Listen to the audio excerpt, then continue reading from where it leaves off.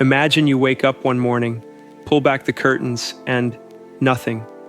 No sunrise, no faint glow on the horizon, just a deep, endless black sky. The sun is gone, not behind the clouds, not an eclipse, gone. At first, people wouldn't believe it. News anchors would stand outside saying, "Don't panic. Scientists are looking into it." Kids would cheer because schools canceled.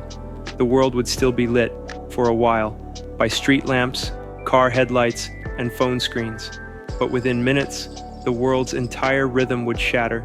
Because even though light travels fast, it's not instant. It takes sunlight 8 minutes and 20 seconds to reach Earth. So for a few eerie minutes after the sun disappears, everything would look normal. Then, like someone flipped a cosmic switch, daylight would vanish. The sky would turn pitch black. Stars would burst into view, not faint like usual, but sharp, cold, and infinite. And somewhere in the distance, no sun, just emptiness. Within the first hour, the temperature would start to drop. Slowly at first, maybe a degree or two.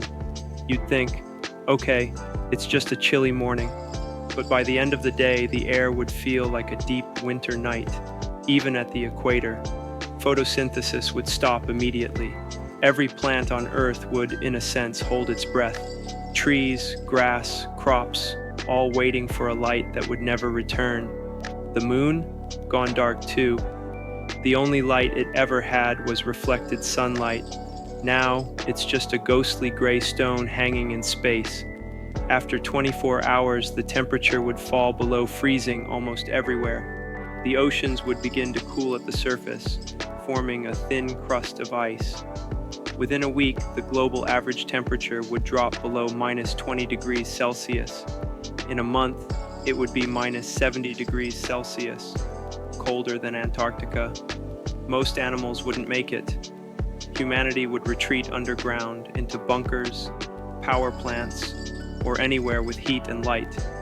The lucky ones would live near geothermal vents or nuclear power stations, places where Earth's own heat still leaks through.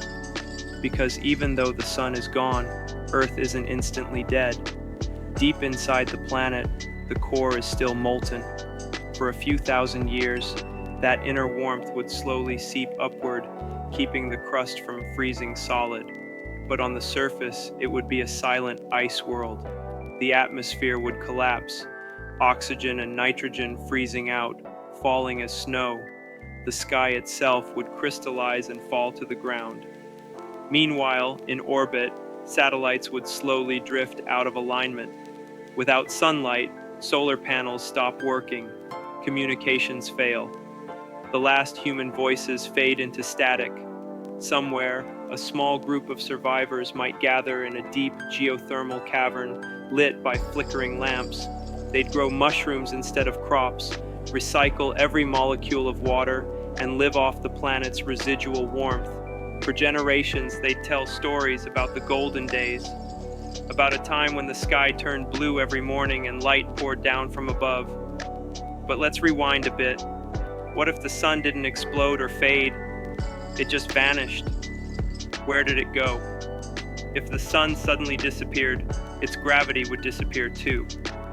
Right now, Earth is orbiting at about 30 kilometers per second around the sun. Without the sun's pull, our planet would shoot off in a straight line, like a stone from a slingshot. For a while, we'd coast through the solar system, past Mars and Jupiter, still dragging our frozen atmosphere with us. Eventually, we'd leave the solar system entirely. Earth would become a rogue planet, wandering the dark void, carrying the frozen remains of oceans, cities, and life. It would be a glittering snowball drifting between the stars. From space, it might even look beautiful.